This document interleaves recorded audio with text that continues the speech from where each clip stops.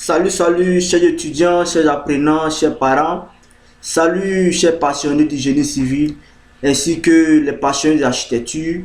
Aujourd'hui encore, nous sommes là pour vous donner la connaissance dans le domaine du génie civil. Aujourd'hui, nous parlerons de comment réduire le coût de sa construction de sa maison. C'est-à-dire que vous avez un projet de construction et vous cherchez les voies et moyens pour réduire le coût de votre construction, pour réduire le coût de votre devis. Donc, pour ne pas faire assez de dépenses, voici la technique, voici les méthodes que je vous donne. Et c'est le secret que vous devez connaître. Et pour cela, abonnez-vous et cliquez sur la cloche de notification pour ne pas manquer nos différentes vidéos. Et suivez de bout à bout cette vidéo que je fais pour vous parce que aujourd'hui, vous saurez comment réduire au maximum le coût de votre construction. Pour toutes sortes de projets, vous saurez comment réduire le coût. Donc, je vais aborder 4 points. Et sur ces 4 points, suivez attentivement ces 4 points. Le premier point, c'est quoi d'abord? Ce que vous devez faire. Le premier point, c'est le volet des plans. Parce qu'avant de commencer un projet, vous devez avoir des plans. Donc, le premier point, c'est le volet des plans. Au niveau des plans, voici ce que vous devez faire. Pour réaliser vos plans, je vous conseille de... Généralement, on a l'habitude de donner les plans aux architectes et c'est les architectes qui réalisent le plan. Ce que vous ne savez pas, lorsque l'architecte réalise le plan, l'architecte a tendance à prendre 10 à 15% du devis. Ça, c'est ce que vous devez savoir. L'architecte prend 10 à 15% du devis. Voilà, du devis estimatif. Donc, ce que vous devez faire pour réduire ce volet-là, sur ce premier point, vous devez confier vos projets à un technicien. Vous confiez le volet du plan, côté plan, à un technicien en bâtiment. Ce dernier-là va se charger de faire les plans tels que l'architecte. Voilà, parce qu'ils sont formés pour ça aussi. Voilà, ils font le plan. Et lorsqu'ils font le plan, normalement, vous discutez du montant.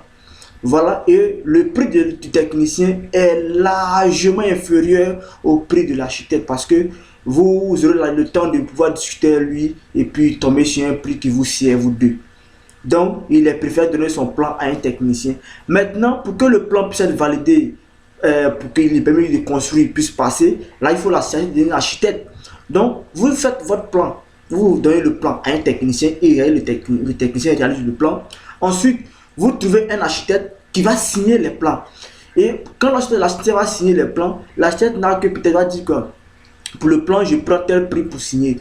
Et ça vous revient moins cher. Donc, pour ce premier point, voyez ce que vous devez faire. Trouvez un technicien en bâtiment. Il fait vos plans pour vous donner. Vous discutez du montant. Ensuite, vous cherchez un architecte qui va signer les plans à un prix abordable, à un prix raisonnable. Parce que quoi? Si c'est l'architecte qui fait tout le plan, si c'est l'architecte même qui se met à faire le plan, là, l'architecte prend 10 à 15% du devis. Et ça ne vous arrange pas parce que si vous n'avez pas assez de moyens pour votre construction, ça va beaucoup vous pénaliser. Donc, voici une technique dans le premier point que je voulais vous expliquer. On va voir un technicien, il fait le plan pour vous. On va avoir un architecte, l'architecte signe et ça vous revient moins cher. Le deuxième point, c'est au niveau du matériel, c'est-à-dire les matériaux qui doivent être livrés sur vos chantiers. Voilà, l'approvisionnement de vos chantiers. Qu'est-ce que vous devez faire dans le deuxième point pour réduire au maximum le coût de votre construction?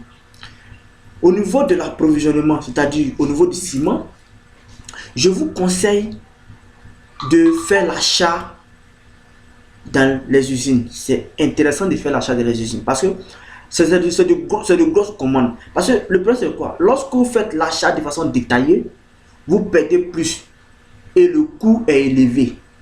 Donc il est préférable lorsque le technicien fait le devis et que vous avez la quantité de ciment, il est préférable d'aller dans une usine.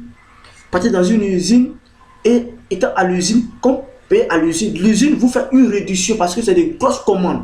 C'est-à-dire à partir de 20 tonnes de ciment, l'usine vous fait des réductions. Donc il est préférable d'aller à l'usine, prendre son ciment, ses matériaux, c'est encore mieux que de payer de façon détaillée et ça vous fait des dépenses inutiles. Donc, c'est le deuxième point que je voulais donner. Dans le deuxième point, encore, c'est pas terminé. Au niveau du gravier et du sable, il est mieux d'aller à la carrière. Partez dans une carrière, et comme c'est de grosses commandes aussi, vous payez à la carrière directement et la carrière vous fait une réduction. Vous-même vous rendez à la carrière, vous payez et la carrière vous fait une réduction. Voici les techniques. Voilà au niveau du deuxième point. Au niveau du troisième point, dans ce domaine-là, pour connaître, pouvoir réduire le coût de votre construction, il est mieux de donner votre projet, le suivi des travaux à un technicien.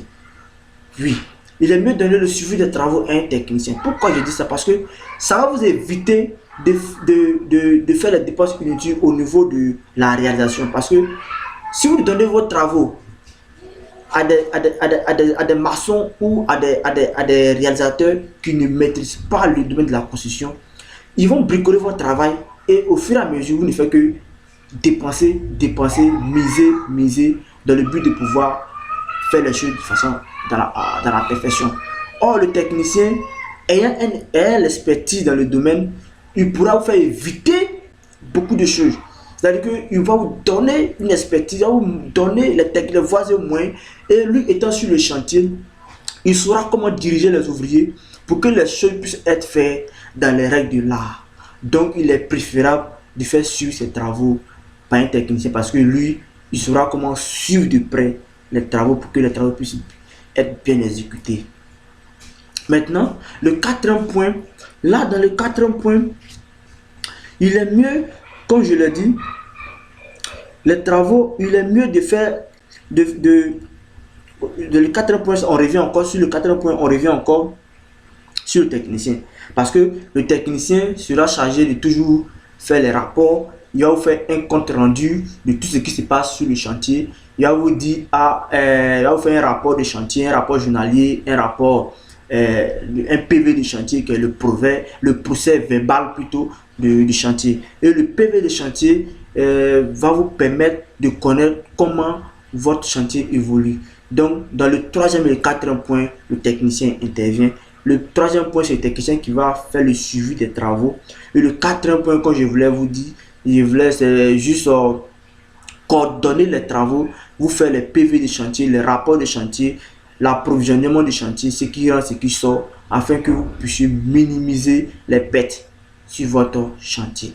Donc, le troisième point, le quatrième point, le technicien, il est important. Voilà, le technicien est important.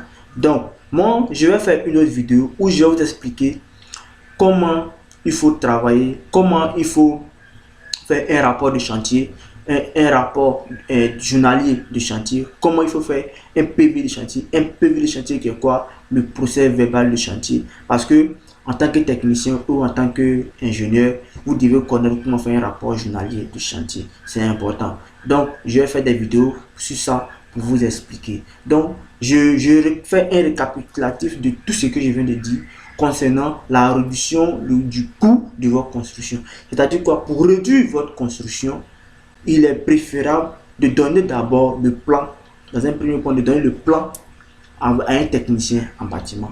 Le technicien en bâtiment fait le plan, et ensuite, vous faites signer les plans par un architecte.